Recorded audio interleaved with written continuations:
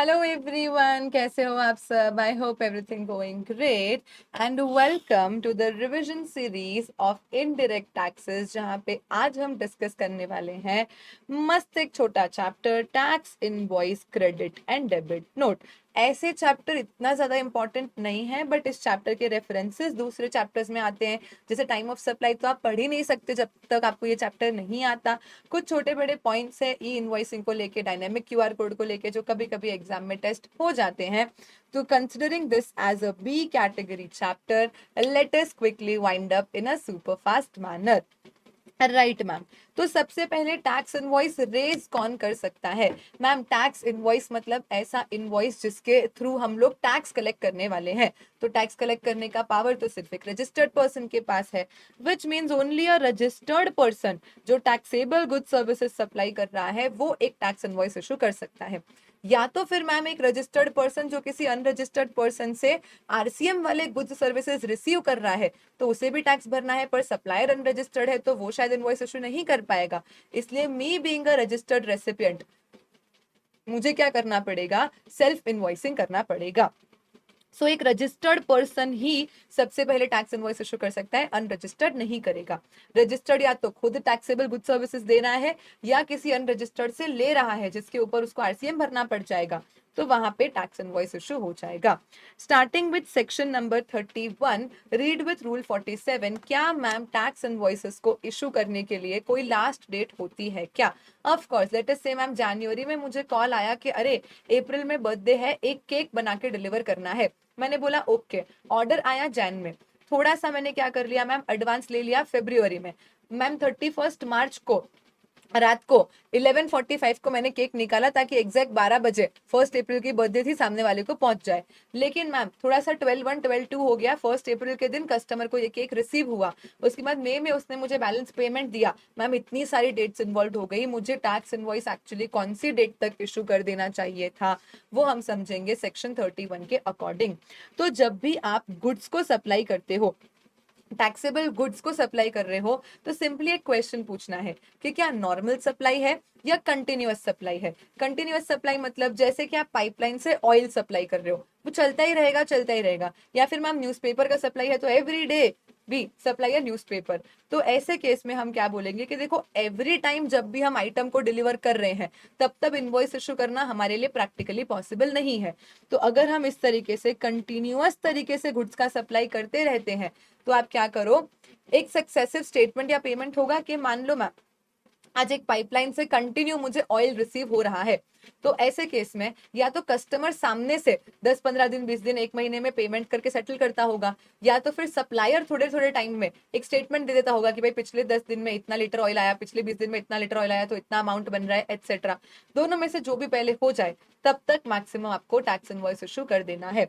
सो on और before the time of each successive statement of account issued by supplier और successive payment received from customer, दोनों में से जो भी पहले हो जाए तब तक आप क्या कर लो, अपना टैक्स इनवॉइस इशू कर लो। लेकिन मैम ऐसा कंटिन्यूअस वाला कुछ नहीं है, हम तो नॉर्मली गुड्स सप्लाई किए, कोई आया उसको ये मोबाइल बेच दिया, किसी का फोन आया कि अरे एक वाटर बॉटल का डिलीवरी देना, उसको हमने भेज दिया। मतलब मैम नॉर्मली वैसा वन टाइम गुड्स सप्लाई कर रहे हैं तो क्या होगा? तो ऐसे केस में आप देख लो कि क्या आपके गुड्स कोई मूवमेंट इन्वॉल्व कर रहे हैं, हाँ या ना। मतलब मैम मुझे एक्चुअली डिलीवरी देनी है, क्या कोई मूवमेंट हो रहा है कस्टमर को गुड्स पहुंचाने के लिए, या तो फिर मैम कस्टमर खुद ही आके गुड्स लेके जा रहा है, ये देख लो। अगर आपके गुड्स मूवमेंट इन्वॉल्व करते हैं तो the day on which you remove the goods from your premises as supplier, वो आपका last date to issue invoice हो जाएगा। मैम किसी का ऑर्डर आया एंड मैंने 10 मई को मेरे गुड्स रिमूव करे, सामने वाले को 20 मई को रिसीव हुए, मेरा last date to issue invoice क्या होगा? 10 मई, जब मैंने गुड्स को निकाल दिया है, अब उसको कभी भी रिसीव हो। So if your goods are involving movement, in that case before और at the time of removal you have to issue tax invoices. और अगर अदर केसेस है तो ऐसे केस में जब मान लो कस्टमर खुद आ रहा है, तो जब आप उसको गुड्स डिलीवर कर रहे हो, जब आप उसको गुड्स मेक अवेलेबल करवा रहे हो, तब तक आपको क्या कर देना है? मैक्सिमम इनवॉइस इशू कर देना है। अगर हमने गुड्स भेजे हैं किसी को अप्रूवल या रिटर्न बेसिस पे, आज बोला कि भाई ठीक है एक काम करो, आपको ये कैलकुलेटर भेज रहे हैं, यूज करके देख लो, पसंद आए तो रखना, नहीं तो वापस लौटा देना। मैम ऐसे केस में कितना टाइम वो लगा सकता है पसंद करने के लिए? मैम उसका 10 दिन बाद ही फोन आ गया कि हाँ मुझे कैलकुलेटर पसंद है, तो वहीं के वहीं उसको इनवॉइस दो, काम खत्म करो। या तो मैम 6 मंथ्स हो गए, जिस दिन हमने कैलकुलेटर रिमूव करके उसको दिया था वहां से 6 महीने हो गए, अभी तक ना अप्रूव हुआ है ना रिजेक्ट, तो हम तो मान लेंगे कि भाई हो गया होगा। इससे ज्यादा कितना टाइम लेगा? और विच एवर इज अर्लियर है, तब हम इनवॉइस को इशू कर देंगे। तो जिस दिन आपने कुछ रिमूव करे वहां से या तो 6 महीने या उसके पहले ही टाइम ऑफ सप्लाई आ जाए, तो विच एवर इज अर्लियर है वहां पे आपको टैक्स इनवॉइसेस इशू कर देने हैं। Same to same provision apply होता है अगर आप इंडिया के बाहर गुड्स को लेके जाते हो एग्जीबिशन वगैरह के लिए, वहां पे भी क्योंकि कोई कंसिडरेशन अभी इन्वॉल्व नहीं है, हम तो सिर्फ दिखाने लेके जा रहे हैं, तो क्या करना है, जिस दिन भी लेके गए, अगर पहले अप्रूवल आ जाता है, रिजेक्शन आ जाता है तो ठीक है, नहीं तो 6 महीने होने पे तो मैक्सिमम आपको इनवॉइस इशू करना ही पड़ेगा, गवर्नमेंट फिर उसको सप्लाई मान लेगी। राइट मैम, ये हुई गुड्स की बात कि अगर रिमूवल इन्वॉल्व है तो ऑन बिफोर रिमूवल, नहीं तो डिलीवरी दी तब तक, कंटिन्यूअस है तो सक्सेसिव स्टेटमेंट पेमेंट, और अप्रूव्ड रिटर्न वाला सिचुएशन है तो 6 मंथ्स। 10 सेकेंड में पूरा रिवाइज आप कर सकते हो। देन मैम हम बात करते हैं अगर हम टैक्सेबल सर्विसेज सप्लाई करते हैं तो हमें कब तक टैक्स इनवॉइस को इशू कर देना है। अब सर्विसेज में भी मैम नॉर्मल सर्विसेज हो सकती है या कंटिन्यूअस सर्विसेज हो सकती है। तो कंटिन्यूअस मतलब जैसे कि कंस्ट्रक्शन हो गया मैम, 1 साल 2 साल 3 3 साल कंस्ट्रक्शन चलता है, कोई भी सर्विस जो नॉर्मली 3 मंथ्स से भी लंबे पीरियड तक चलती ही जाती है, उसे हम कंटिन्यूअस सप्लाई ऑफ सर्विस कहते हैं। अदरवाइज नॉर्मली मैम बैंक के पास गए सर्विस ले लिया, कोई चीज रिपेयर करने का सर्विस ले लिया, तो ये सारी क्या हो जाती है, नॉर्मल सर्विसेज हो जाती है। तो जैसे गुड्स में होता है ना कि डिलीवरी या डिस्पैच तक ही कंपलसरी इनवॉइस इशू कर देने का, ऐसा सर्विस में नहीं है। सर्विस में आप सप्लाई होने के बाद भी इनवॉइस इशू कर सकते हो, एडवांस में पहले भी कर सकते हो। So ma'am before service we can issue invoice, after provision of service also we can issue invoice, but कितना आफ्टर मैम? आज मान लो किसी ने मुझे बोला था कि ये एक रूम पेंट करने का सर्विस देना है, तो मैंने 20 दिसंबर को पेंटिंग का काम चालू किया, 25 दिसंबर को मेरा पेंटिंग का काम पूरा खत्म हो गया, तो मुझे इनवॉइस कब तक इशू कर देना है? अभी 5 6 दिन की बात है, तो कंटिन्यूअस सप्लाई ऑफ सर्विस तो नहीं है, आप कभी भी करो, 20 या 25 के पहले तो आप कभी भी कर सकते हो। बाद में हम बोलेंगे कि भाई जिस दिन आपका सर्विस कंप्लीट हो गया है, अब वहां से 30 डेज के अंदर अंदर, वहां से 30 डेज के अंदर अंदर आप क्या कर दो, इनवॉइस को इशू कर दो। तो बिफोर तो आप कभी भी करो, और जब आपकी सर्विस खत्म हो जाती है वहां से 30 डेज के अंदर अंदर, तो फिर आपको मैक्सिमम इनवॉइस इशू कर ही देना होता है। लेकिन ये 35 डेज बन जाते, ये 30 डेज बन जाते हैं 45 डेज। कब ma'am? For bank, NBFC, financial institution या इंश्योरेंस कंपनी। जब ये 4 लोग अपने खुद के कस्टमर को कोई भी सर्विस देते हैं, तो नॉर्मली जहां बाकी सर्विस प्रोवाइडर्स के पास 30 डेज का टाइम है, इनके पास ये ऑप्शन है कि ये लोग 45 डेज तक भी टैक्स इनवॉइस को इशू कर सकते हैं। मैम अगर कंटिन्यूअस सप्लाई ऑफ सर्विस है तो 3 महीने से भी ज्यादा पीरियड, कंस्ट्रक्शन है मान लो मैम 2 3 साल चले ही जा रहा है, चले ही जा रहा है, बीच बीच में पेमेंट्स भी होंगे, सब होंगे, तो कब इनवॉइस इशू करें? तो अगर ऐसा कंटिन्यूअस सप्लाई ऑफ सर्विस का केस है, तो आप देखो कि कॉन्ट्रैक्ट के हिसाब से क्या ड्यू डेट असर्टेनेबल है। मतलब मैम कंस्ट्रक्शन भले 3 साल चलेगा, हमने डिसाइड कर लिया है कि हर 3 3 महीने में पेमेंट हो जाएगा, तो मैम जितना जितना पेमेंट जब जब होता जाएगा, जब जब उसकी ड्यू डेट आती जाएगी, तब तब आपको इनवॉइस इशू कर देना है। सी अंडरस्टैंड मैम, कंस्ट्रक्शन चलेगा 3 इयर्स, हमने डिसाइड कर लिया कि एवरी मंथ की 15 डेट को थोड़ा थोड़ा पेमेंट होगा, तो मैम 15 डेट आते ही मुझे तो उसके पहले या तब कंपलसरी इनवॉइस इशू कर देना है, भले पेमेंट फिर 16 या 17 को आए।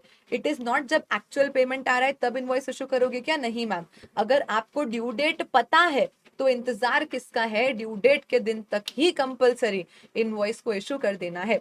मैम ड्यू डेट असर्टेनेबल ही नहीं है, हमने बोला देखेंगे ना, बीच बीच में देते जाएंगे। मैम ऐसे केस में जब हमें ड्यू डेट पता ही नहीं है, तो हमारे पास क्या ऑप्शन बचता है कि भाई जिस दिन पेमेंट आ जाए मैक्सिमम तब या उसके पहले इनवॉइस इशू कर देना। अब मैम मेरा पेमेंट किसी डेट से नहीं, किसी इवेंट से लिंक है। अरे मान लो मैम हूँ श्रुति नो आशिक बोलू छू, मैंने श्रुति को फोन करके, अरे मतलब मैं तो कैसे करूंगी, मान लो राहुल है, राहुल ने श्रुति को फोन करके बोला हे श्रुति आई लाइक यू, श्रुति ने बोला अगले महीने की 10 तारीख को आना तब मैं जवाब दूंगी, तो श्रुति ने ड्यू डेट बता दी, मतलब उस ड्यू डेट तक राहुल इनवॉइस इशू कर देगा। श्रुति ने बोला देखूंगी, सोचूंगी, कल परसों कुछ कहूंगी। तो मैम ऐसे केस में ड्यू डेट कोई बता ही नहीं, तो अब जब श्रुति का मैसेज आ जाए तभी मैक्सिमम इनवॉइस इशू कर देंगे। लेकिन श्रुति ने ईगो ही हर्ट कर दिया। ए राहुल, तुम करते क्या हो? एक मामूली स्टूडेंट, हजारों बच्चे सीए की एग्जाम देते हैं, सब थोड़ी ना बनते हैं, मेरे फ्यूचर का क्या होगा? तो श्रुति ने बोला कि जिस दिन तुम राहुल से सीए राहुल बन जाओ उस दिन मेरे पास आना और मैं तुम्हें आंसर दे दूंगी। मतलब अब हमारा जो पेमेंट है ना वो किसी इवेंट से लिंक है कि मान लो जब फर्स्ट फ्लोर बन गया तो इतना पेमेंट कर देंगे, फाउंडेशन ले हो गया तो इतना पेमेंट कर देंगे, पेंट हो गया तो इतना पे कर देंगे। तो वो जिस दिन इवेंट कंप्लीट हो जाए, एक दिन का भी इंतजार मत करो, एक्चुअल पेमेंट आए कि ना आए, ड्यू डेट आ जाए, इवेंट हो जाए, तो उसी दिन तक मैक्सिमम आपको कंटिन्यूअस सर्विसेज के लिए क्या कर देना है? इनवॉइस इशू कर देना है। ना ड्यू डेट पता है ना इवेंट पता है, तो क्या रास्ता बचता है मैम कि जिस दिन फिर एक्चुअल पेमेंट आए तब तक हमें इनवॉइस इशू कर देना है। अगर हमारी सर्विसेज बीच में सीज हो जाती है, मैम बोला तो था कि 120 आवर्स का सफल बैच लेंगे, बट मैम 70 आवर्स के बाद भयंकर तबियत खराब हो गई, भगवान सुन मत लेना। तो ऐसे केस में मैंने बोला कि अब तो पॉसिबल ही नहीं है मैं आगे बैच लूं, मैं तो सर्विसेज यहीं पे सीज कर रही हूँ। तो अब क्या करेंगे मैम? सिजेशन तक जितना सर्विस हो गया है, प्रपोर्शनेटली कितना पैसा आपको मिल सकता है, इमीडिएटली उसका प्रपोर्शनेट इनवॉइस वहीं के वहीं बनाओ और मैटर को क्लोज करो। तो अगर आपकी सर्विसेज रुक जाती है, सीज हो जाती है, तो ma'am at the time of cessation to the extent of supply, before cessation ही फटाफट इनवॉइस इशू करो एंड वहीं पे मैटर को क्लोज करो। Right ma'am. देन उसके बाद बैंक, एनबीएफसी, फाइनेंशियल इंस्टीट्यूशन और इंश्योरेंस कंपनी, ये लोग अपने कस्टमर को सर्विस देते हैं, तब तो इनके पास 45 डेज का टाइम लिमिट है। अब इसमें एक टेलीकॉम ऑपरेटर को और जोड़ो, बेनिफिट वाले जो लोग हैं, बेनिफिट करके हम इसे याद कर लेते हैं, bank, NBFC, financial institution, telecom operator और इंश्योरेंस कंपनी। ये लोग अगर आपस आपस में अपने ही डिस्टिंक्ट पर्सन, बोले तो सेम पैन सेपरेट रजिस्ट्रेशन को जब कोई सर्विस सप्लाई करते हैं, तो टेलीकॉम के लिए नॉर्मली 30 और बाकी के लिए जो 45 का टाइम लिमिट है वो अप्लाई नहीं होता। करना है वो लोग करें, उनके पास ऑप्शन है। हावेवर अगर वो चाहे तो अपने डिस्टिंक्ट पर्सन को दिए गए सप्लाई ऑफ सर्विस के लिए जब भी वो बुक्स में एंट्री करेंगे बैठ के तब इनवॉइस इशू कर दे, या तो फिर पूरे क्वार्टर का इनवॉइसेस एक साथ क्वार्टर के एंड पे इशू कर दे तो भी चलता है। मैम समझो आज एक बैंक डेली बेसिस पे कितने सारे इंटर बैंकिंग सर्विसेज करती है, लेती है। अब हर बार ध्यान रख के और टाइम लिमिट के अंदर इनवॉइस इशू करना वगैरह प्रैक्टिकली शायद थोड़ा सा मुश्किल हो सकता है। तो ईज आउट करने के लिए गवर्नमेंट ने बोला कि देखो कस्टमर के साथ के लिए तो टेलीकॉम के लिए 30 और तुम चारों के लिए 45 डेज का टाइम लिमिट है ही, पर अगर तुम आपस में ही क्या कर रहे हो, घर घत्ता कर रहे हो, अपने ही डिस्टिंक्ट पर्सन को सर्विसेज की बात हो रही है, सर्विसेज सप्लाई कर रहे हो, गुड्स के लिए नॉर्मल गुड्स का टाइम लिमिट लगेगा, सर्विसेज सप्लाई कर रहे हो, तो तुम क्या कर सकते हो, या तो जब भी एज ए सप्लायर अपनी बुक्स में एंट्रीज तो रिकॉर्ड करोगे ही, तब साथ में इनवॉइस इशू कर देना, पेपर वर्क कम हो जाएगा, टाइम बच जाएगा। या तो फिर पूरे क्वार्टर का ही क्या करोगे, बिफोर एक्सपायरी ऑफ क्वार्टर्स पूरे क्वार्टर का सप्लाईज का एक साथ ही इनवॉइस इशू कर दोगे। Right ma'am. Then talking about particulars of tax invoice, बड़ा ही टाइम पास सा रूल है, रूल 46, जो हमें बताता है कि एक अच्छे सच्चे प्यारे टैक्स इनवॉइस में क्या क्या डिटेल्स होनी चाहिए। तो मैम ऐसा कोई प्रिस्क्राइब्ड फॉर्मेट नहीं है कि ऐसा ही होना चाहिए, ग्रीन कलर का इनवॉइस होना चाहिए, रेड कलर से हेडिंग लिखा होना चाहिए, राइट साइड पे डेट होनी चाहिए, ऐसा कुछ गवर्नमेंट ने प्रिस्क्राइब नहीं किया। गवर्नमेंट ने बोला भाई तुमको जो डिजाइन पसंद आए तुम उस डिजाइन का इनवॉइस बनाओ, लेकिन जो जो फील्ड्स तुम्हारे ऊपर एप्लीकेबल है उन फील्ड्स की डिटेल्स जरूर से तुम्हारे इनवॉइस में होनी चाहिए। तो मैम ये तो छोटे छोटे बच्चे को भी आता है। इनवॉइस पे क्या होता है मैम, सप्लायर का नाम, एड्रेस, जीएसटी नंबर, रेसिपिएंट का नाम, एड्रेस, जीएसटी नंबर, इनवॉइस का serial number, date of issue, then अगर अनरजिस्टर्ड रेसिपिएंट है 50,000 या उससे ज्यादा का वैल्यू है तो उसका भी नाम एड्रेस लिख लेंगे, उससे कम में वो रिक्वेस्ट करे तो लिख देंगे, वरना कोई नहीं। लेकिन मैम जब भी ऑनलाइन सप्लाईज होती है इको के थ्रू या OIDAR वाली जो भी ये ऑनलाइन सप्लाईज होती है ना, इसमें अगर हमारा रेसिपिएंट अनरजिस्टर्ड है तो 50,000 की लिमिट काम नहीं आती। कंपलसरी हमेशा अनरजिस्टर्ड रेसिपिएंट का स्टेट का नाम एटलीस्ट इनवॉइस में रिकॉर्ड करना जरूरी है। इन्होंने बोला कि एड्रेस रिकॉर्ड करना जरूरी है, बट एड्रेस में अगर आप सिर्फ स्टेट का नाम भी लिख देते हो ना तो चलता है, वो डीम्ड एड्रेस ही बन जाता है। नॉर्मली अनरजिस्टर्ड रेसिपिएंट को अगर सप्लाई करते हो और 50,000 से कम का वैल्यू है तो चलेगा। आप अगर उसका नाम वगैरह मतलब उसका एड्रेस वगैरह नहीं लिखते इनवॉइस पे तो इट इज ओके। हावेवर अगर ऐसा नॉर्मल नहीं मैम, इको के थ्रू ट्रांजैक्शन हुआ है, इको के थ्रू, और आरपी को किया होगा तो वो तो यू भी अपना नाम जीएसटी नंबर देगा ही। यूआरपी के साथ अगर इको ने कोई ट्रांजैक्शन कर लिया है तो ऐसे केस में कंपलसरी यूआरपी से उसका स्टेट पूछ के लिखना पड़ता है, वही उसका डीम्ड एड्रेस ऑन रिकॉर्ड्स होता है। वहां पे फिर 50,000 की लिमिट काम नहीं आती। Talking about harmonised system of nomenclature, HSN code, अगर तुम्हारा टर्नओवर पिछले साल में 5 करोड़ तक था तो बी2बी सप्लाई यानी registered person to registered person वाली सप्लाई में तुम्हें 4 डिजिट का एचएसएन कोड लिखना है। और अगर बी2सी सप्लाई करते हो तो तुम एचएसएन कोड लिखना चाहो तो लिखो, नहीं लिखना चाहो तो मत लिखो, ऑप्शन है, चलेगा। पर अगर लिख रहे हो तो 4 डिजिट का लिखना है। अगर तुम्हारा टर्नओवर 5 करोड़ से ज्यादा रहा है प्रिसीडिंग फाइनेंशियल ईयर में तो ऐसे केस में कोई ऑप्शन नहीं है, चाहे बी2बी सप्लाई हो चाहे बी2सी सप्लाई हो, आपको कंपलसरी 6 डिजिट्स का एचएसएन कोड लिखना ही पड़ता है। तो बी2बी 5 करोड़ तक के टर्नओवर में 4 डिजिट, बी2बी 5 करोड़, बी2सी 5 करोड़ तक के टर्नओवर में ऑप्शन है लिखना है तो 4 डिजिट लिखो। पर अगर 5 करोड़ से ज्यादा प्रीवियस ईयर का टर्नओवर गया तो चाहे बी2बी सप्लाई हो चाहे बी2सी सप्लाई हो, सबके लिए आपको 6 डिजिट्स का एचएसएन कोड लिखना पड़ेगा। Right ma'am.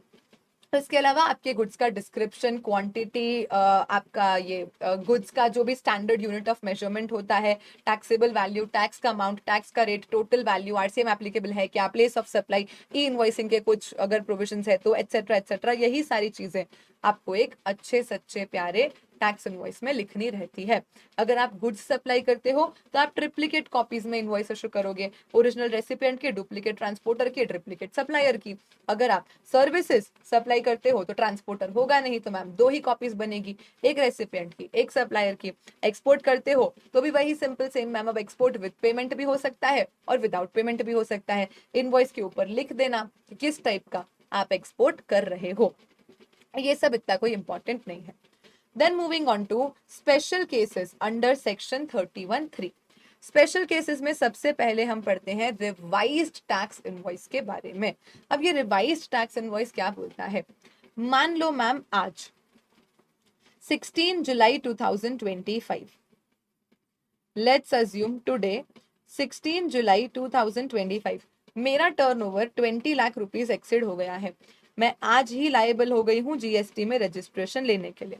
तो मैम प्रैक्टिकली मुझे कब तक अप्लाई कर देना चाहिए? जिस दिन आप लायबल होते हो वहां से विद इन 30 डेज आपको रजिस्ट्रेशन के लिए अप्लाई कर देना चाहिए। मैम मैंने तो 20 जुलाई को ही अप्लाई कर दिया, तो मुझे बताओ मेरा इफेक्टिव डेट ऑफ रजिस्ट्रेशन क्या होगा? आरसी मुझे मिला, लेट अस अज्यूम 28 जुलाई को मुझे रजिस्ट्रेशन सर्टिफिकेट मिला, तो what is going to be my effective date of registration? अगर हम 30 डेज के अंदर अंदर अप्लाई कर देते हैं तो अप्लाई की डेट इररिलेवेंट, आरसी मिलने की डेट इररिलेवेंट। मैम जिस दिन हम ओरिजिनली लायबल थे ना वही हमारा इफेक्टिव डेट ऑफ रजिस्ट्रेशन हो जाता है। लेकिन अगर हम 30 डेज के बाद अप्लाई करते हैं तो हमें जिस दिन आरसी मिलता है वो हमारा इफेक्टिव डेट ऑफ रजिस्ट्रेशन होता है। प्रॉब्लम आएगी इस सिचुएशन में जहां पे मैम रजिस्ट्रेशन सर्टिफिकेट तो मुझे मिला है बाद में, मतलब जीएसटी नंबर मुझे मिला है बाद में, टैक्स कलेक्ट करने की जो अथॉरिटी है वो मुझे मिली है बाद में। हावेवर क्योंकि मैंने 30 डेज के अंदर अंदर अप्लाई कर दिया, मेरा इफेक्टिव डेट ऑफ रजिस्ट्रेशन जो है ना वो एक पहले का डेट है। तो मैम ये जो बीच का पीरियड है, मैं जिस दिन इफेक्टिवली लायबल हुई और मुझे जिस दिन रजिस्ट्रेशन सर्टिफिकेट मिला, उसके बीच में जो सप्लाईज हो गई है उसका मैं क्या करूं? क्योंकि इफेक्टिवली तो गवर्नमेंट ने मुझे यहीं से रजिस्टर्ड मान लिया है। तो ऐसे केस में ये जो इंटरवीनिंग पीरियड होता है इसके लिए आपको इशू करनी पड़ती है वापस से revised tax invoices. Time limit क्या है मैम? जिस भी दिन रजिस्ट्रेशन सर्टिफिकेट मिलता है वहां से 1 मंथ के अंदर अंदर 30 डेज नहीं है, 1 मंथ है, ध्यान रखना। There is a difference. अब जैसे 27 फरवरी से 1 मंथ अलग होगा, वो 28 मार्च हो जाएगा, पर 30 डेज अलग होंगे। तो आपको यहाँ पे क्या लेना है, 1 मंथ लेना है, ये चीज एकदम याद रखना। तो मैम जिस दिन इफेक्टिव डेट ऑफ रजिस्ट्रेशन होगी, सॉरी जिस दिन हमें रजिस्ट्रेशन सर्टिफिकेट मिलेगा, उस दिन से 1 मंथ के अंदर अंदर इफेक्टिव डेट से लेके आरसी की डेट के बीच में जितनी भी सप्लाईज हुई है, सबके लिए रिवाइज टैक्स इनवॉइसेस इशू कर देने हैं। अगर आपने इस पीरियड में रजिस्टर्ड पर्सन को सप्लाई करा है, तो पर रजिस्टर्ड पर्सन पर इनवॉइस आपको अलग अलग से बनाना पड़ेगा, क्योंकि रिवाइज टैक्स इनवॉइस से आप टैक्स लोगे, पे करोगे, सामने वाले को आईटीसी भी मिलेगा, तो ऐसे केस में कंसोलिडेशन इज नॉट पॉसिबल। तो अगर आपने आरपी को सप्लाई करा है तो नो कंसोलिडेशन इज पॉसिबल। लेकिन अगर आपने सप्लाई करी है एक अनरजिस्टर्ड पर्सन को, तो ऐसे केस में इंट्रा स्टेट सप्लाई अगर आपने किया है तो आप सब कुछ कंसोलिडेट कर लो, कोई प्रॉब्लम नहीं है कि इस पीरियड में जितनी भी आपने B2C इंट्रास्टेट सप्लाई करी है, सबको मिक्स करके एक कॉमन रिवाइज टैक्स इनवॉइस बना दो। लेकिन अगर आपने इंटर स्टेट सप्लाई करा है B2C, B2B में तो सब अलग बनाना ही है, चाहे इंटर हो चाहे इंट्रा हो, पर अगर आपने B2C इंटर स्टेट सप्लाई किया है तो आप 2.5 लाख का लिमिट देख लोगे। जो भी इनवॉइस का वैल्यू 2.5 लाख से ज्यादा होगा, उनको आप सेपरेट सेपरेट रिवाइज इनवॉइस बनाओगे, कंसोलिडेट नहीं करोगे। और जिन जिन इनवॉइसेस की वैल्यू 2.5 लाख तक होगी, उनको आप क्या कर सकते हो, स्टेट वाइज कंसोलिडेट करके और इनवॉइसेस को रिवाइज तरीके से जनरेट कर सकते हो। So very simple ma'am, RP को कहीं भी सप्लाई किया हो, इंट्रा या इंटर, हमेशा सिंगल इनवॉइस ही बनेगा। यूआरपी को जितना भी इंट्रा में सप्लाई किया है, forget all the value, you can consolidate everything, make a single revise tax invoice. But अगर B2C इंटरस्टेट सप्लाई कर दिया तो 2.5 लाख तक वाले इनवॉइसेस सिंगल सिंगल कंसोलिडेट कर पाओगे, एंड 2.5 लाख से बड़े वाले इनवॉइसेस कंसोलिडेट नहीं होंगे, आपको सेपरेट रिवाइज टैक्स इनवॉइसेस बनाने पड़ेंगे। राइट मैम, अगर आपका वैल्यू ऑफ सप्लाई 200 रुपीज से कम है, आपका रेसिपिएंट अनरजिस्टर्ड है और उसको इनवॉइस नहीं चाहिए, तो ऐसे केस में अगर आप इनवॉइस नहीं जनरेट करोगे तो चलेगा, no tax invoice required. However ऐसे जितने भी लोगों को आपने एक दिन में 200 से कम का सप्लाई दिया है, उसको इनवॉइस नहीं चाहिए था, वो अनरजिस्टर्ड है, ऑल 3 कंडीशंस फुलफिल हुई थी, इसलिए आपने इनवॉइस नहीं जनरेट करा था, तो एंड ऑफ ईच डे पे, क्लोज ऑफ ईच डे पे उन सारी सप्लाईज का टोटल करके, जीएसटी से आपके इनवॉइसेस मैच तो होने चाहिए ना, तो उन सारे सप्लाईज का आप टोटल करके क्या करोगे, एक साथ ही दिन के एंड पे कंसोलिडेटेड इनवॉइस इशू कर दोगे। लेकिन ऑल 3 कंडीशंस एक साथ फुलफिल होनी चाहिए, वैल्यू 200 से कम है, रेसिपिएंट अनरजिस्टर्ड है और उसको इनवॉइस नहीं चाहिए। अगर मान लो 200 से कम वैल्यू है पर कस्टमर इंसिस्ट कर रहा है इनवॉइस दो, तो आपको देना पड़ेगा, आप मना नहीं कर सकते। आप टैक्सेस वगैरह सब कलेक्ट करके रख लेते हो, इनवॉइस नहीं जनरेट करते हो, चलता है, और फिर दिन के एंड पे ऐसी जितनी भी सप्लाईज हुई थी सबको मिक्स करके एक कंसोलिडेटेड टैक्स इनवॉइस हम जनरेट कर देते हैं। हावेवर ये वाला ऑप्शन मल्टीप्लेक्स स्क्रीन के ऊपर एप्लीकेबल नहीं है। बिल ऑफ सप्लाई में भी ऐसा होता है कि अगर 200 से कम का आपने सप्लाई करा है तो बिल ऑफ सप्लाई भी आप मत इशू करो, चलेगा, दिन के एंड पे कंसोलिडेशन कर सकते हो। बिल ऑफ सप्लाई होता क्या है मैम, जब हम टैक्सेबल सप्लाईज करते हैं तब हम टैक्स इनवॉइस को इशू कर सकते हैं। अगर हमने टैक्सेबल सप्लाई नहीं करी, तो हमने एग्जेम्प्ट सप्लाई करी, या हम एक कंपोजिशन पर्सन है, हम तो एलिजिबल ही नहीं है कि हम किसी से टैक्सेस कलेक्ट करें, तो ऐसे केस में जो डॉक्यूमेंट आप इशू करते हो उसे टैक्स इनवॉइस नहीं कहा जाता है, उसे बिल ऑफ सप्लाई कहा जाता है। और जब एक composition person bill of supply issue करता है, तो उस बिल ऑफ सप्लाई के सर पे यहाँ पे क्लियरली लिखा होता है, उसे ये डिक्लेरेशन देना पड़ता है कि भाई मैं एक कंपोजिशन टैक्सेबल पर्सन हूँ और मैं टैक्सेस कलेक्ट करने के लिए एलिजिबल नहीं हूँ। So if you are doing taxable supplies, collecting taxes, you issue tax invoice. If you are doing exempted supplies or you are a composition person, the document that you will be issuing is known as bill of supply. Right, ma'am. Ma'am मानो मेरा एक provision store है, मेरी एक grocery store है, let's assume. एक छोटा बच्चा आया, बच्चे ने बोला आंटी आंटी मुझे ना एक चॉकलेट चाहिए और मुझे एक सॉल्ट का पैकेट चाहिए। तो वो बच्चे ने आके क्या करा, चॉकलेट खरीद ली, जो तो मैम जीएसटी में टैक्सेबल है, सॉल्ट खरीद लिया, मान लो जीएसटी में एग्जेम्प्ट है। एक पर्सन को सिंगल सप्लाई में टैक्सेबल और एग्जेम्प्ट दोनों आइटम दे दिया, तो अब टैक्स इनवॉइस इशू करूं या फिर मैं बिल ऑफ सप्लाई इशू करूं, या दोनों को मर्ज करके कोई एक सिंगल डॉक्यूमेंट इशू कर सकती हूँ। द आंसर हियर इज, अगर आपका रेसिपिएंट रजिस्टर्ड पर्सन है तो आप दो अलग डॉक्यूमेंट्स इशू करोगे। टैक्सेबल आइटम्स के लिए टैक्स इनवॉइस, एग्जेम्प्टेड आइटम्स के लिए बिल ऑफ सप्लाई। लेकिन अगर आपका रेसिपिएंट अनरजिस्टर्ड पर्सन है और आप सिंगल सप्लाई में उसको टैक्सेबल एग्जेम्प्ट दोनों चीजें दे देते हो, तो आप क्या कर सकते हो, एक सिंगल डॉक्यूमेंट इशू कर सकते हो जिसका नाम है invoice come bill of supply. पर ध्यान रखना, ये invoice come bill of supply आप सिर्फ और सिर्फ अनरजिस्टर्ड पर्सन को इशू कर सकते हो। यहाँ पे चाहे तो लिख लो, अगर रजिस्टर्ड पर्सन को इशू कर रहे हो तो आपको दो सेपरेट, एक टैक्स इनवॉइस और एक बिल ऑफ सप्लाई, दो सेपरेट डॉक्यूमेंट्स ही इशू करने पड़ेंगे। राइट। अगर किसी से एडवांस मिला है तो हम रिसिट वाउचर इशू कर देते हैं। सप्लाई असर्टेनेबल नहीं है मैम। ऐसे ही ये बच्चे की मम्मी आई और मुझे बोला कि ये रखो 5,000 रुपए, जब भी मेरा बच्चा आए जो भी मांगे उसको दे देना, chocolate, salt, milk, biscuits, what ever, oil, shampoo, what ever वो मांगे आप उसको देते जाना, 5,000 अगेंस्ट में यूज करते जाना। तो मैम जब आज मुझे एडवांस मिला, मुझे पता ही नहीं है कि ये एडवांस किस चीज के सामने यूज होने वाला है, तो क्या करने का, एक बार 18% जीएसटी का रेट मान के आप रिसिट वाउचर इशू कर दो, क्योंकि अलग अलग प्रोडक्ट्स के तो अलग अलग रेट्स होंगे, आगे जाके जो होगा वो एडजस्ट कर लिया जाएगा। एक्चुअल पता है तो एक्चुअल ले लो, बट मैम एडवांस मिला, अब पता नहीं इंट्रा स्टेट सप्लाई होगी, इंटरस्टेट होगी या कौन सी रेट की होगी, तो आप एक बार के लिए क्या कर सकते हो, इंटरस्टेट 18% मान के और रिसिट वाउचर इशू करके सामने वाले को दे सकते हो।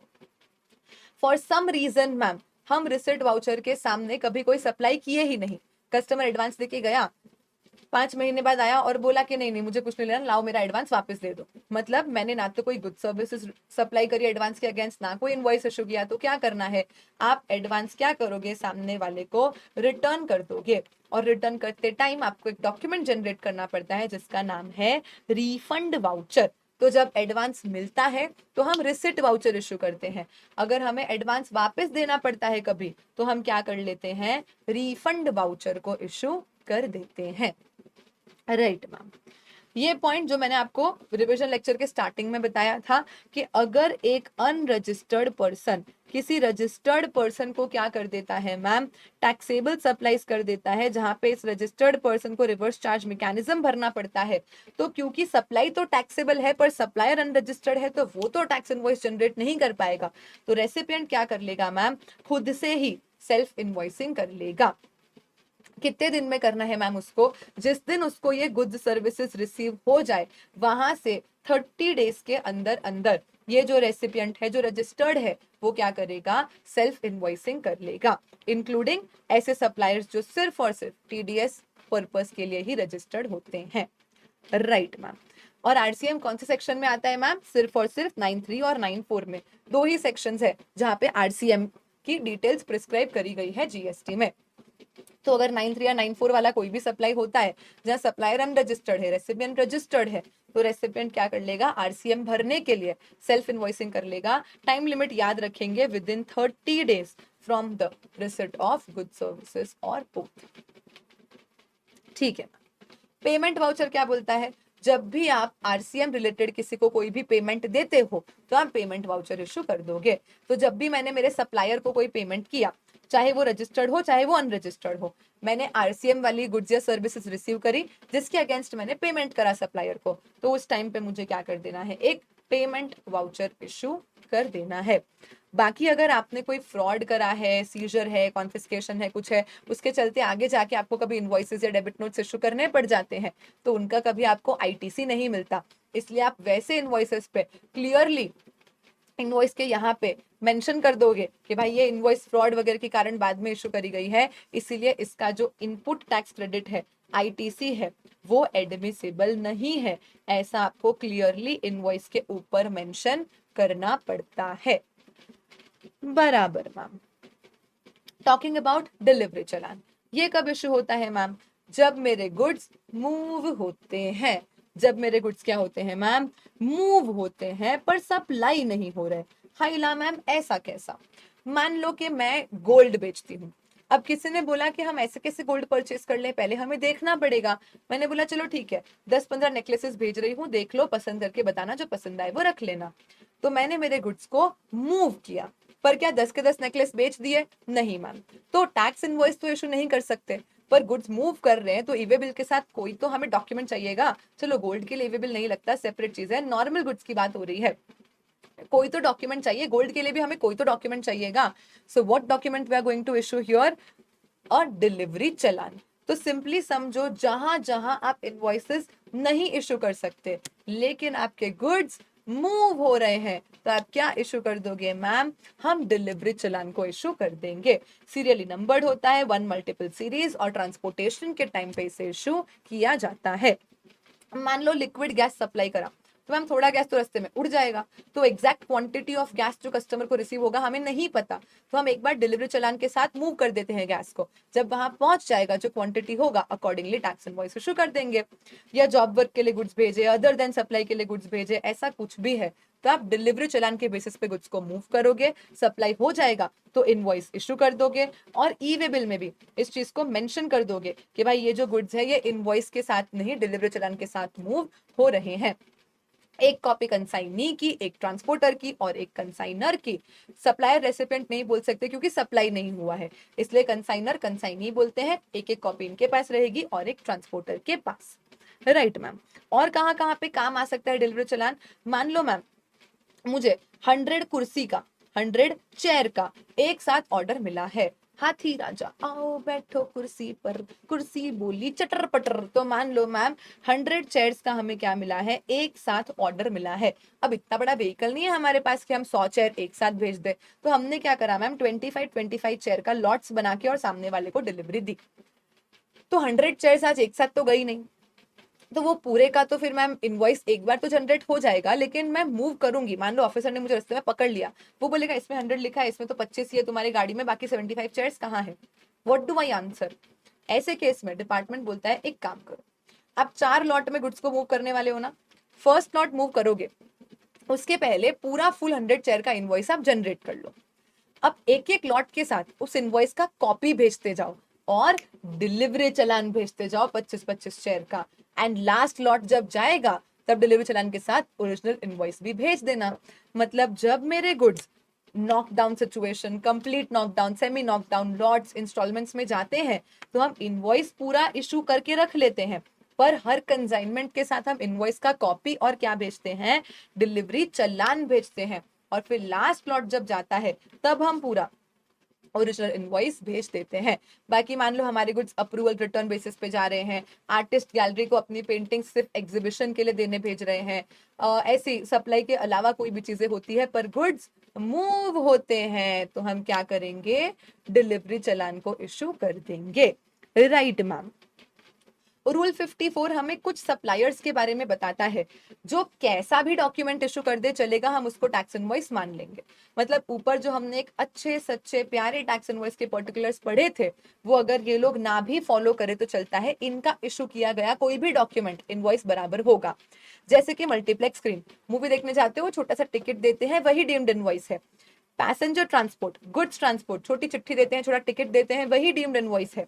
Insurer, bank, financial institution, NBFC, ये लोग टैक्स इनवॉइस के ल्यू में कोई सा भी डॉक्यूमेंट इशू कर दे चलेगा, उसे हम टैक्स इनवॉइस बराबर मान के और कंप्लायंस हो गया है ऐसा अज्यूम कर लेते हैं। इनपुट सर्विस डिस्ट्रीब्यूटर भी क्रेडिट के डिस्ट्रीब्यूशन के लिए अपना आईएसडी इनवॉइस या डेबिट नोट या क्रेडिट नोट बनाता है। Right ma'am. उसके बाद tax invoice bill of supply to accompany goods in transportation. कुछ सिचुएशन है जैसे कि गोल्ड सिल्वर वगैरह जहां पे भी ई वे बिल साथ में नहीं जाता तो इनवॉइस तो हमेशा जाता ही है, इनवॉइस नहीं है तो डिलीवरी चलान जाएगा या बिल ऑफ सप्लाई जाएगा, जो भी है। Right ma'am. यहाँ पे अपना सेक्शन 31 कंप्लीट होता है। उसके बाद मैम 32 नंबर का सेक्शन, 32 नंबर का सेक्शन, सेक्शन 32 बोलता है ए अनरजिस्टर्ड पर्सन। क्या बोला? ए अनरजिस्टर्ड पर्सन, तुम्हें कोई हक नहीं कि तुम अनऑथोराइज्ड कलेक्शन ऑफ टैक्सेस करो। अगर तुमने ऐसा किया तो मुक्का मार के तुम्हारी 32 ही तोड़ देंगे। कितने टीथ होते हैं मैम हमारे? 32। और अगर तुम एक अनरजिस्टर्ड पर्सन हो तो याद रखना अनरजिस्टर्ड पर्सन के लिए टैक्स कलेक्ट करना प्रोहिबिटेड है। फिर भी अगर तुमने किया तो 32 नंबर का सेक्शन याद रखने के लिए बोलने का, 32 नंबर के सेक्शन में मुक्का मार के 32 ही तोड़ देंगे। यूआरपी not to collect unauthorized taxes. 3333 section बोलता है कि भाई जो भी डॉक्यूमेंट इनवॉइस इशू करोगे उसमें टैक्स का अमाउंट जरूर से मेंशन्ड होना चाहिए। कभी भी आप कुछ परचेस करते हो देखना बिल में टैक्स समरी हमेशा दी होती है। क्यों? क्योंकि सेक्शन 33 ने बोला है। Right ma'am. Then studying about e invoicing and dynamic QR code. ये मैं आपको स्क्रिबल करके अच्छे से शॉर्ट में समझा देती हूँ, जितना जितना इंपॉर्टेंट है उतना अपन रिविजन लेक्चर में कवर कर लेते हैं। मैम ई इनवॉइसिंग क्या बोलता है कि अगर फाइनेंशियल ईयर 2017 से 18 से लेके आज तक किसी भी एक फाइनेंशियल ईयर में, टोटल नहीं करना है, एक एक साल वाइज देखना है, तो 17-18 से लेके आज तक अगर किसी भी फाइनेंशियल ईयर में आपका एग्रीगेट टर्नओवर 5 करोड़ से ज्यादा रहा है तो हेलो, वेलकम, नमस्ते, आपके ऊपर ई इनवॉइसिंग एप्लीकेबल हो चुका है। गवर्नमेंट आपको कोई सॉफ्टवेयर नहीं दे रहा जहां पे आप अपने बिल बनाओ। बिल आपको अपने खुद के अकाउंटिंग सॉफ्टवेयर में ही बनाने होते हैं। उसके बाद एक जेसन फॉर्मेट में फाइल बना के आप क्या करते हो, इनवॉइस रजिस्ट्रेशन पोर्टल, वो जो www.e-invoice.gst वाला जो पोर्टल है वहां पे आप इसको जेसन फाइल को अपलोड करते हो। वो लोग सब चेक कर कुरा के क्यूआर कोड एम्बेड करके और आपको एक ई इनवॉइस जो डिजिटली साइंड होता है रिटर्न कर देते हैं, जो आप अपने रेसिपिएंट के साथ शेयर कर देते हो। फायदा क्या है मैम? ई इनवॉइस करने से ई इनवॉइसिंग पोर्टल का डेटा ऑटोमेटिकली जीएसटीआर 1 में भी आ जाता है। अगर ई वे बिल की डिटेल डाली है तो वहां पे भी आ जाता है। मेरे जीएसटीआर 1 में आएगा तो मेरे रेसिपिएंट के जीएसटीआर 2A 2B में भी आ जाएगा। 1 में आता है वो डेटा 3B में भी आ जाता है। मतलब एक ई इनवॉइस जनरेट करने से मेरा इतना सारा काम कम हो जाता है। एंड प्लस मैं मैन्युअली जीएसटीआर 1 वगैरह में डेटा डालती तो हो सकता है एरर होता, यहाँ से वो सेम डेटा आएगा तो ट्रांसक्रिप्शन एरर्स भी कम हो जाते हैं। गवर्नमेंट को टैक्स कलेक्ट करने की सर्टेनिटी भी अच्छी आ जाती है। आप वॉलेंटरीली ऑप्ट नहीं कर सकते, समझना। मेरा टर्नओवर 1 करोड़ ही है पर मुझे तो करना है ई इनवॉइसिंग, मुझे तो चुल है, तो ऐसा नहीं चलेगा। अगर आपके ऊपर एप्लीकेबल है ई इनवॉइसिंग तो ही आप ई इनवॉइसिंग करोगे। Right ma'am. अब कौन कौन से टाइप के इनवॉइसेस के लिए ई इनवॉइसिंग करना होता है? अगर आपने B2B सप्लाई करा तो ई इनवॉइसिंग एप्लीकेबल, B2C सप्लाई करा तो नॉट एप्लीकेबल, एक्सपोर्ट किया तो ई इनवॉइसिंग एप्लीकेबल, इंपोर्ट किया तो ई इनवॉइसिंग नॉट एप्लीकेबल, आरसीएम वाला आउटवर्ड सप्लाई किया तो ई इनवॉइसिंग एप्लीकेबल। बट आप कस्टमर हो, आपने तो सिर्फ टैक्स पे करा, आरसीएम इनवर्ड सप्लाई लिया तो ई इनवॉइसिंग नहीं करना है। मतलब हम जो सेल्फ इनवॉइसिंग करते हैं उसके लिए ई इनवॉइसिंग नहीं करना होता है। ई कॉमर्स ऑपरेटर को ई इनवॉइसिंग करना है, इनपुट सर्विस डिस्ट्रीब्यूटर को नहीं करना है। देखो मॉड्यूल में ना, मैंने भी खैर बुक में मॉड्यूल से ही लिया है पर थोड़ा सा ना ये कंफ्यूजिंग तरीके से इन्होंने दिया है। इफ यू वांट आप ये सारा कुछ कट कर लो और ऐसे लिख लो कि मैम B2B सप्लाई के लिए ई इनवॉइसिंग एप्लीकेबल है, B2C के लिए नहीं है। आरसीएम आउटवर्ड के लिए एप्लीकेबल है, इनवर्ड के लिए नहीं है। एक्सपोर्ट के लिए एप्लीकेबल है, इंपोर्ट के लिए नहीं है। और ई कॉमर्स ऑपरेटर पे ई इनवॉइसिंग एप्लीकेबल है बट इनपुट सर्विस डिस्ट्रीब्यूटर पे नहीं है। जब तक एक valid invoice reference number generate नहीं हो जाता तब तक ई इनवॉइस वैलिड नहीं माना जाता है। ई इनवॉइस बनाने के बाद अमेंड कर सकते हैं क्या? नहीं। डिलीट कर सकते हैं क्या? हाँ। अमेंड करना है तो फिर जीएसटीआर 1 में ही वो सीधा अमेंड होता है। Right ma'am. इसके अलावा कुछ छोटी चीजें ये कि एक लिस्ट ऑफ पीपल है जिनके ऊपर ई इनवॉइसिंग एप्लीकेबल नहीं है। क्यों ma'am?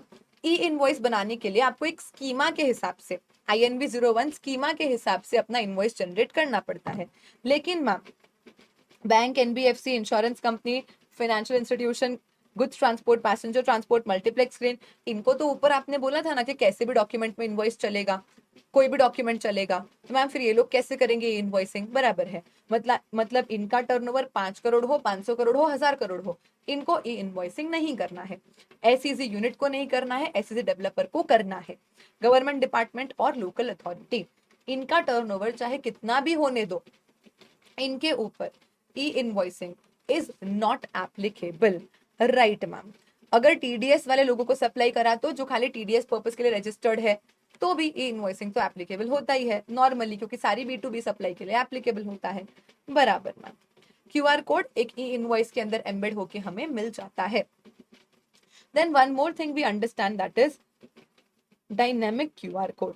Ma'am what is the difference between static QR code and dynamic QR code? आप कुछ खरीदने गए, शॉपकीपर को आपने बोला कि ये आपका स्कैनर लगा है, लाओ मैं स्कैन करके, आप उससे पूछते हो भैया कितना पे करना है, आप अमाउंट डालते हो, आप पे करते हो, that is a static QR code. लेकिन आजकल जब आप मॉल्स वगैरह में जाते हो, आपने देखा होगा कि वो आपको सीधा ऐसा आपकी स्क्रीन पे ये क्यूआर कोड देते हैं, आप स्कैन करो तो अमाउंट भी ऑटोमेटिकली आपके यूपीआई ऐप में आ जाता है। You just have to tap and pay in one go. आपको अमाउंट एंटर करने की जरूरत नहीं है, आपके अमाउंट का ही पर्टिकुलर आपको क्यूआर कोड मिलता है। इसे कहा जाता है डायनामिक क्यूआर कोड। तो जब भी आप सप्लाई करते हो बी टू सी, देखो बी टू बी को करोगे तो इनवॉइस है ही है, बी टू सी या यूआईएन वाले पीपल को आपने सप्लाई करा और आपका टर्नओवर कभी भी 17-18 से लेके आज तक किसी भी फाइनेंशियल ईयर में अगर 500 करोड़ से ज्यादा रहा है, तो आपको क्या करना पड़ेगा, अपने कस्टमर को डायनेमिक क्यूआर कोड की फैसिलिटी देनी पड़ेगी, जहां पे वो scan and pay in one go कर पाए। ई इनवॉइस में 5 करोड़ का लिमिट है, डायनेमिक क्यूआर कोड में 500 करोड़ का लिमिट है, ये ध्यान रखना।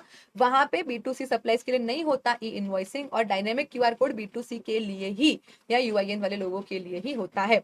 Again there is a list of some people जिनके ऊपर डायनेमिक क्यूआर कोड एप्लीकेबल नहीं है। वही सेम लोग हैं bank, insurance, NBFC, financial institution, goods transport, passenger transport, multiplex screen, ये सब तो है ही है। इसके अलावा एक्सपोर्ट और OIDAR, भाई मैम एक्सपोर्ट करते हैं तो फॉरेक्स इन्वॉल्व होता है, थोड़ी ना scan and pay in one go हो जाएगा, डॉलर वॉलर ऐसे थोड़ी ना scan and pay in one go मिल जाते हैं। तो ये एकदम सिंपल सा बात हमें समझ में आ जाता है। मैम देखो हमने तो डायनेमिक क्यूआर कोड दिया कस्टमर को, पर उसने बोला कि नहीं नहीं मैं तो कैश पे करूंगा, या हम क्यूआर कोड देते उसके पहले ही उसने हमें एडवांस पेमेंट कर दिया, या उसने कोई और नेट बैंकिंग वगैरह के थ्रू हमें पेमेंट करवा दिया, या हमने किसी ई कॉमर्स ऑपरेटर के थ्रू सप्लाई करा और वो इको ने उसे डायनेमिक क्यूआर कोड दे दिया। अगर ऐसा कुछ भी होता है ना जहाँ पे हम डायनेमिक क्यूआर कोड दे सकते थे, देने की सिचुएशन में थे, नहीं दे पाए, या हमने दिया सामने वाले ने नहीं लिया, या हमारे बिहाफ पे हमारे इको ने दे दिया, चलता है, कोई प्रॉब्लम नहीं है। आपने कंप्लायंसेस कर लिए हैं ऐसा ही मानेंगे, बस आप क्रॉस रेफरेंस ऑफ पेमेंट दे देना कि कैसे कहाँ पे क्या पेमेंट मिला है, उसका एक ट्रेल आपके पास होना चाहिए। Right, ma'am.